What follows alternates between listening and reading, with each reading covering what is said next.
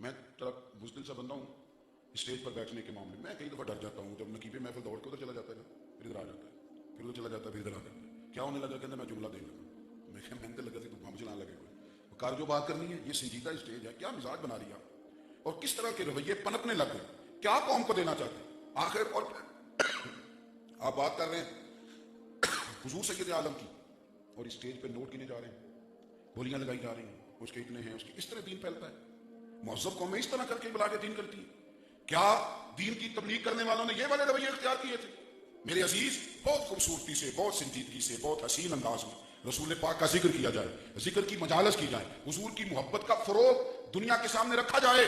میرے محبوب پاک علیہ الصلوۃ والسلام کی سیرت کے وہ پہلو جس کی معاشرے میں بڑی زیادہ ضرورت ہے انہیں ڈھونڈ کے نکالا جائے, اور تحقیق کے بعد وہ مستند ترین چیزیں لوگوں تک پہنچائی جائیں.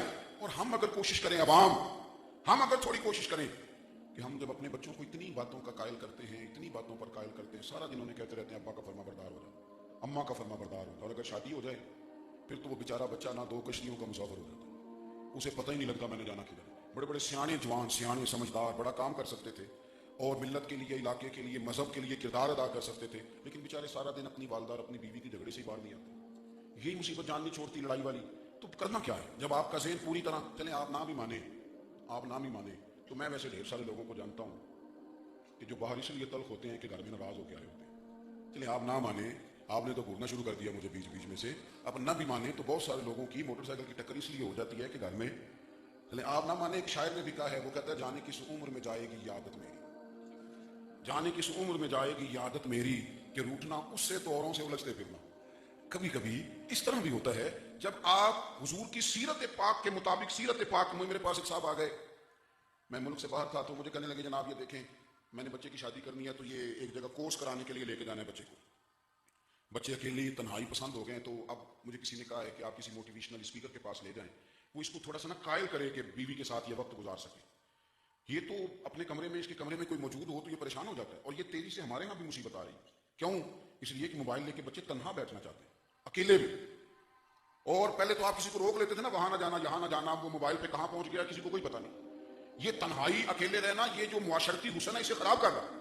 مجھے کہنے لگے موٹیویشنل اسپیکر کے پاس جانا ہے, تو یہ بندہ کیسے؟ میں نے کہا اسے چھوڑو, قرآن پاک کا ایک جملہ, صرف پورا قرآن ایک جملہ, اسے اچھی طرح سکھا دو, بیٹیوں کو بھی بیٹوں کو بھی یہ سکھا دو, خیر ہو جائے گی. اللہ نے فرمایا ہن لباس لکم وانتم لباس لہن, فرمایا عورتیں تمہارا لباس ہیں, تم عورتوں کا لباس. ہر جوان خوبصورت سے خوبصورت لباس پہننا چاہتا ہے, بہتر سے بہتر نظر آنا چاہتا ہے. بڑا خوبصورت آدمی بھی ہو تو بغیر کپڑوں کے بھلا نہیں لگتا, برا لگتا ہے. میں کئی دفعہ نا, میرا چھوٹا بیٹا ہے 4-5 سال کا, تو میں ٹوپی اتار کے بیٹھوں تو ٹوپی لے جاتا, کہتے بابا ٹوپی پہن لی, کیونکہ بعض لوگ لباس کے بغیر زیادہ بھلے نہیں لگتے. وہ عزیزو, قرآن نے کہا عورت مرد کا لباس ہے, مرد عورت کا لباس ہے. مانا کیا ہے کہ تم تنہائی میں نہیں سجتے, عورت اپنے خامد کے ساتھ اچھی لگے گی, خامد اپنی بیوی کے ساتھ اچھا لگے گا, تم لباس ہو, تم ایک دوسرے کی زینت ہو. دوسرا معنی مفسرین نے یہ کیا, گرمی ہو یا سردی ہو, لباس کی ضرورت دونوں موسموں میں ہوتی ہے. شدید گرمی میں بھی کہتے ہیں یار ننگے سر نہ نکلنا, دھوپ شدید ہے, کوئی کپڑا رکھ لو. اور سردی میں تو بہرحال ضرورت رہتی ہے. دین نے کہا عورت مرد کا لباس ہے, مرد عورت کا لباس ہے. یہ دونوں اگر ایک دوسرے کے ساتھ رہیں گے تو دوسرے کو یہ ہر قسم کی سختی سے, معاشرتی ہو یا موسم ہو, بچائیں گے. اور تیسرا معنی مفسرین نے کیا, کہنے لگے جسم پر جتنے بھی دھبے ہوں نا, لباس کی وجہ سے چھپ جاتے ہیں. جتنے بھی جسم کے اوپر نشان ہوں, لباس کی وجہ سے چھپ جاتے ہیں. جب تو نکاح کر لیتا ہے, عورت تیری پردہ داری کر لیتی ہے, تیری پردہ پوشی, اور تو اس کی کر دیتا ہے. تو اسلام نے سیرت, اب دیکھیے ایک حدیث بھی سنیے.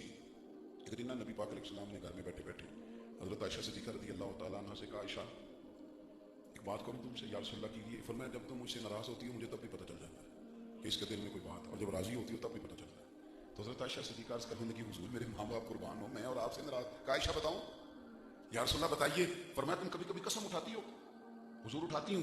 فرمایا جب ہوتی ہوں نا خوش تو قسم اٹھاتے وقت کہتی ہو مجھے محمد مصطفیٰ کے رب کی قسم, اور جب تمہارے دل میں کوئی بات ہوتی ہے تو پھر کہتی ہو جناب ابراہیم خلیل کے رب کی قسم. تو سیدہ عائشہ بہت روئیں, اور ایک سیرت نگار نے تو یہ جملہ بھی لکھا ہے, کہتے ہیں وہ نا آنکھوں سے رو رہی تھیں اور لبوں سے ہنس رہی تھیں, اور عرض کرنے لگی یا رسول اللہ آپ جملوں تک کا خیال رکھتے ہیں, اتنا احساس فرماتے ہیں کہ کون کہاں بول رہا ہے. نبی پاک صلی اللہ تعالیٰ علیہ وسلم نے کہا عائشہ مجھے خبر ہوتی ہے.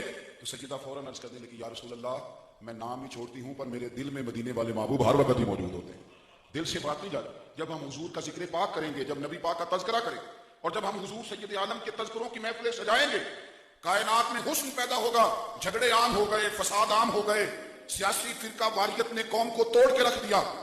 بڑی زیادہ ضرورت ہے حضور کے ذکر کی مجلسوں کی, بڑی زیادہ ضرورت ہے نبی. اور پھر ایک اور بات بھی عرض کروں, یہ جو میلاد کی, محرم کی, صوفیاء کے آراز کی محفل ہوتی ہے, ان میں غریب لوگ آتے ہیں,